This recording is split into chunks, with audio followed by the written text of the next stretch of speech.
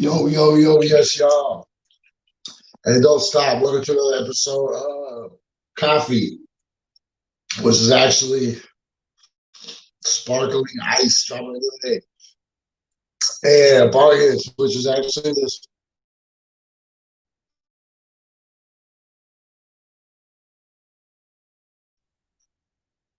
boy right here that I'm trying to cherry. Because I only got one finger. So it's sparkling ice and cherry bowls with Jesse. And I'm Jesse live from the bathtub. It's a long story. I'll explain it in a minute. I am wearing pants though, so don't worry about that. All right. Meet me back here in 30 seconds. And I'll find the camera.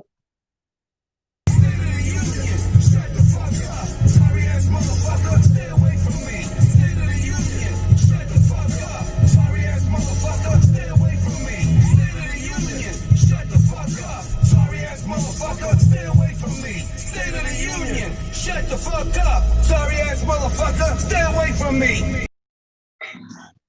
Word, I'm up. So while you guys were gone, a bunch of people, dressed all in black showed up and said that they were furniture movers. And so I gave them all my furniture, and then they disappeared. Good morning, Barney. How are you? I swear I don't know the camera is on here. It should be right there. All right, so this is what I'm supposed to be looking at. So, good morning, Erica. Good morning. What's up, Coffee?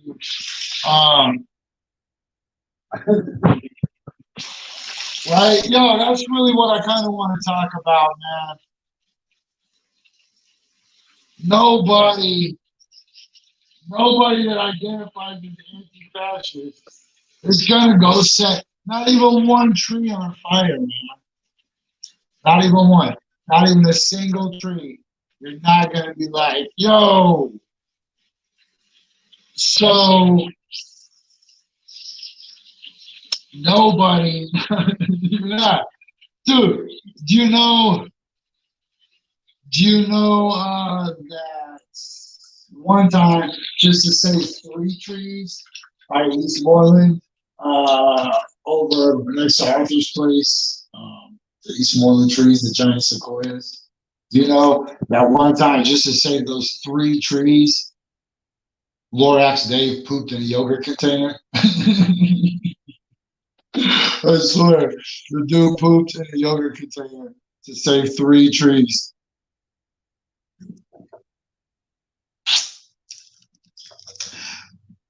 Man, these things are crazy.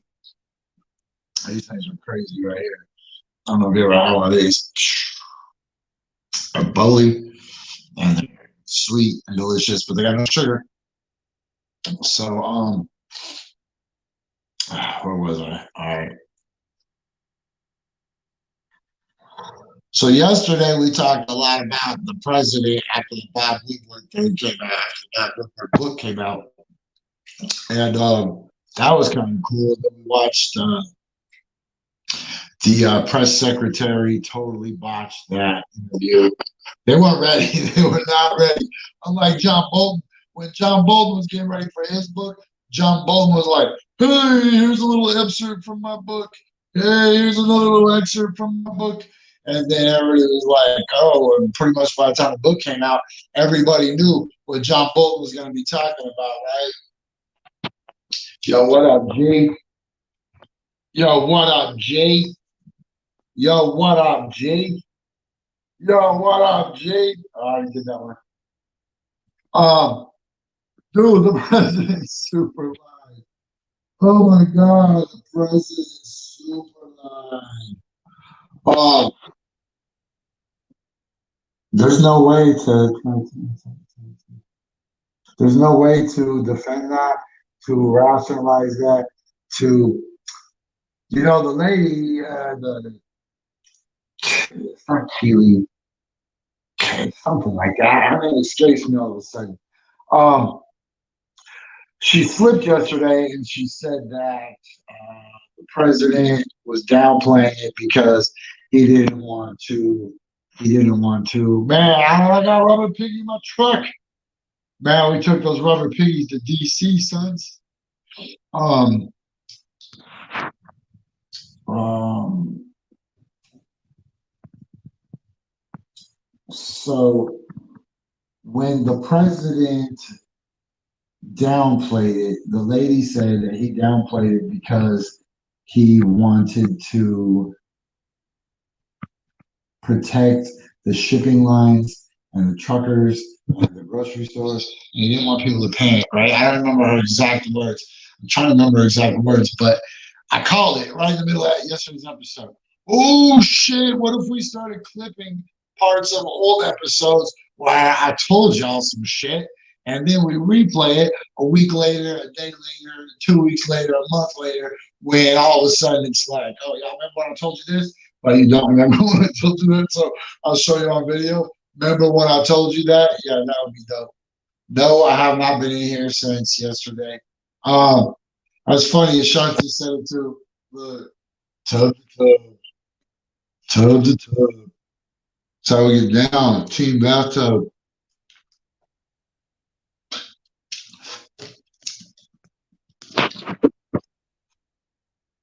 Um, oops, sorry. I didn't mean to click that. Okay, so now we're going to talk about the forest fires. We talked about the president. That's irritating. Um, it's so frustrating. Let me remind you guys real quick though that right now, if you go to standupandfightback.bigcartel.com, standupandfightback.bigcartel.com, you are going to see some edgy ass shit. Edgy shit. I assure you. And if you use the promo code Coffee and Bonghits, you'll get free shipping on your entire order. Man, tell them I said to give you 10% off too, because I'm feeling good. I'm feeling good, like I should. Okay. So here's the thing. My whole life, I've always said I'm not an envious person, but if there was one person I was jealous of, it's whoever gets to live up in that road in Malala. Up above Party Rock, right?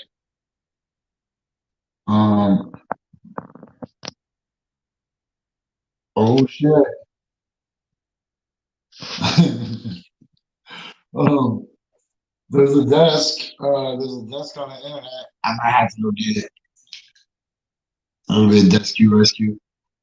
Okay, so the only people I've ever been envious of are the people that get to live in the Santiam forest, right? When you're driving by Opal Creek and you're just like, what the fuck are these houses doing here? That's crazy that there's people that get to live in the forest. Or when I'm driving up Lolo Pass and I get to see all these people that have their seasonal vacation homes on that road. I'm always super envious of those people. And I have no shame admitting my sincere jealousy of people that get to live in the forest. But then I always think, man, dude, if there's a fucking forest fire, these people are toast. And so I hope that these people all have plans and all have backup plans and all have insurance. Because we are out there, man, you're really part of the forest. And that's what I've always envied. Because y'all know me, man. I'm in the forest. That's where I go. But just for a little bit.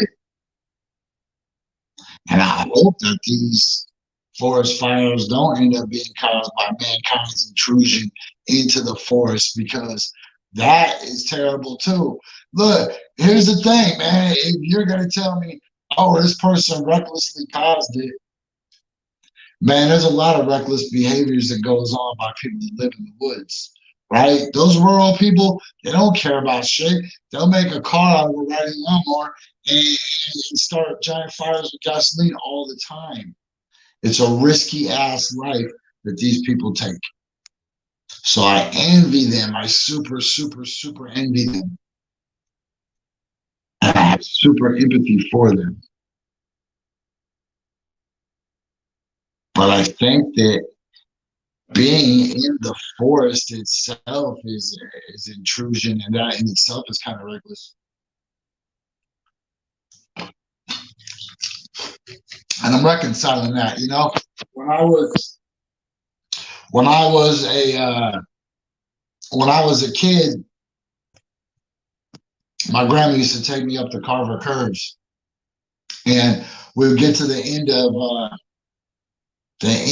224, I guess. Well, 224 to 212, and they got that cool fruit stand and restaurant, and maybe a brewery there these days. When I was a child, that giant complex right there before you go south and point towards the Carver Bridge, when we would go there in the 80s, that whole complex was just like a fireworks stand. It was just like a tiny little fruit stand. And they just sold fruit out of it, right? And then every year they expanded and every year they grew. But as they grew, that growth was in direct proportion to the growth that was happening in the 90s out on that road that used to be woodland. And then they just started stacking houses out there.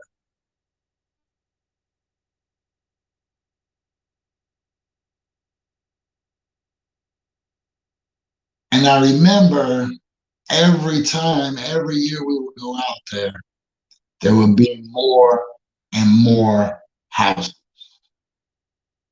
And it was very much like the progress of the Onceler in the Lorax movie, right?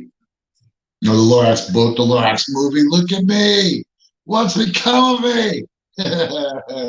Okay. So the Lorax book, the Onceler goes with medium intentions. The forest gets destroyed. Here's the thing about trees that's really important. Here's the thing that's really important to understand about trees is they serve a vital role as the filters and the lungs of our ecosystem.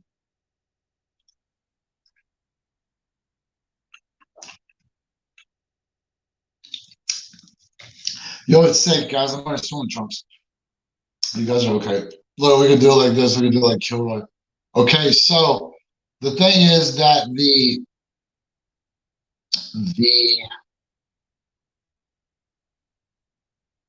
trees filter out the sun. They keep our rivers cool. They keep our streams cool. They give animals places to live. We need the trees. We love the trees. Trees are our friends, right? But every time we develop more, we contribute more to expansion, more to a hotter climate, more to a windier climate. You think those trees don't cut down on the wind? People talk about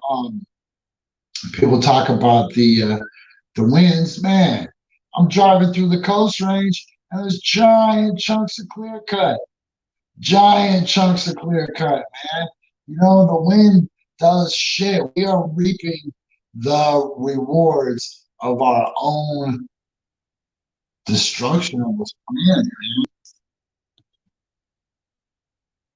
And so what I'm trying to reconcile in my own heart is my own selfish grief for my own selfish grief for all of my animal friends and all of my swimming holes. Because my favorite swimming holes, all my favorite swimming holes, you know, three pools, Kangaroo Rock,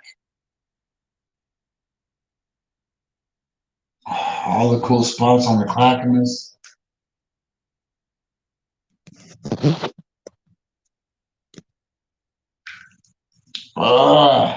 And so there, that leads me, like I know that my grief and my angst for the destruction of the forest is not unique, right? I know that the people that I surround myself and the people who have intersectional values with me really value the forest.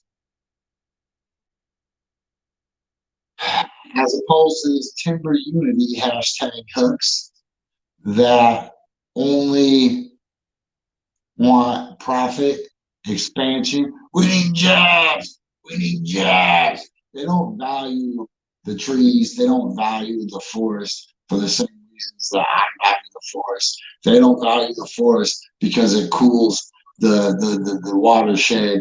They don't value the forest because it catches the droplets of molecules from the clouds. They don't love the forest because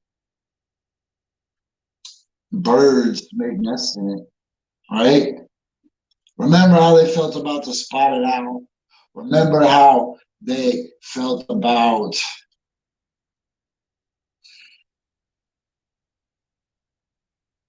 the lottery restrictions?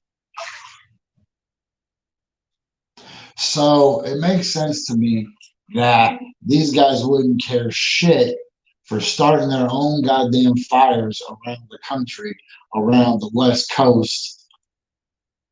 We've proven multiple times that usually the people doing the property destruction are infiltrators, right? Trying to undermine causes.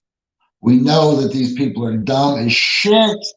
But what I was not ready for was the fact that eventually the fact that Bureau of Land Management and Black Lives Matters have the same exact acronyms. That's troublesome.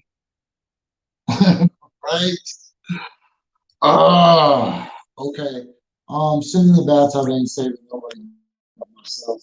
So this is gonna be a short today. But speaking of short, I just want to show you that I'm wearing some trust. I'm not a weirdo. I'm not a creeper. Shit. All right. I just like sitting in the bathtub. Hey, y'all got your own shit. You guys watch TV. I listen to the sound of the water when it moves underneath my back. Okay, so please stop spreading rumors. Momo never came out of your computer. Momo, I seen it. No, Momo did not. No, the fire department did not dress up in black. My neighbor's uncle's cousin's sister's dog sometimes gets fed by these other people, and the other people, not them, but the other people, 2 houses down. Yeah, that's what the dog is at. So those people said,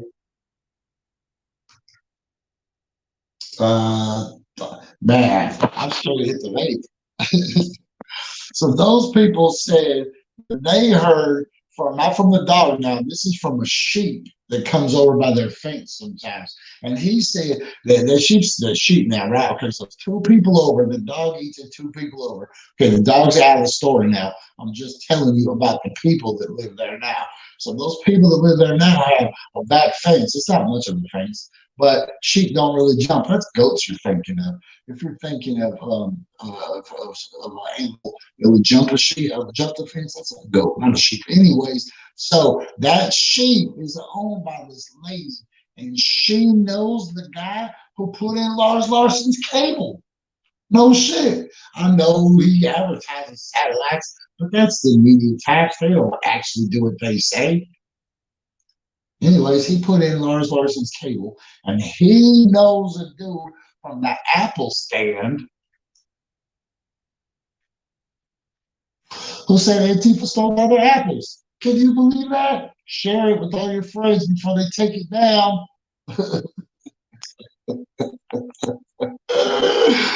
Oh, God. All right, guys.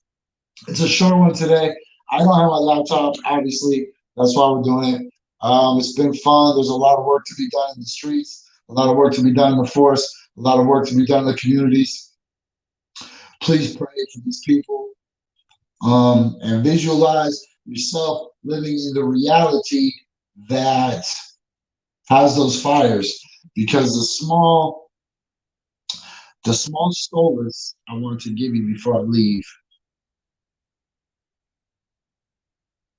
is that you can't burn a swimming hole. And my heart hurts for the swimming holes and for the nice animals and the creatures. But man, come on. You want to live in the forest, shit happens in the forest. And to blame Antifa when it was probably somebody shooting incendiary rounds because we want to go shooting.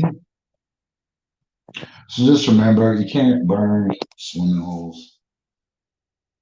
All right, guys, it's been fun. It's been a riot. In fact, I'm declaring it a riot. Subject to arrest and use of force, including crowd control munitions, if you enter the property. If you're a peaceful protester, we are asking you to leave. This is the Portland Police Bureau. We have heard your chants stating the crowd is wanting to enter the property and burn down Southeast Precinct. You are subject to arrest and use of force, including crowd control munitions, if you enter the property. We are also aware of your request to call for additional reinforcements. And remember this, if I say 5,000, then that means a rat coming out of the phone drain from my phone.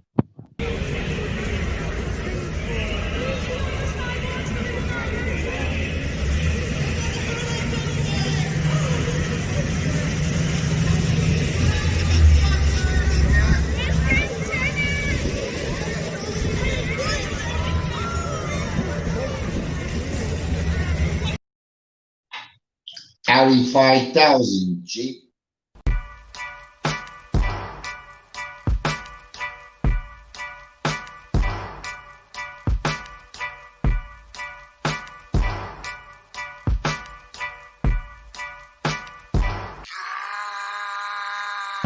Pull up in motorcades. I got a show today. It's all I'm trying to do. Hustle and motivate.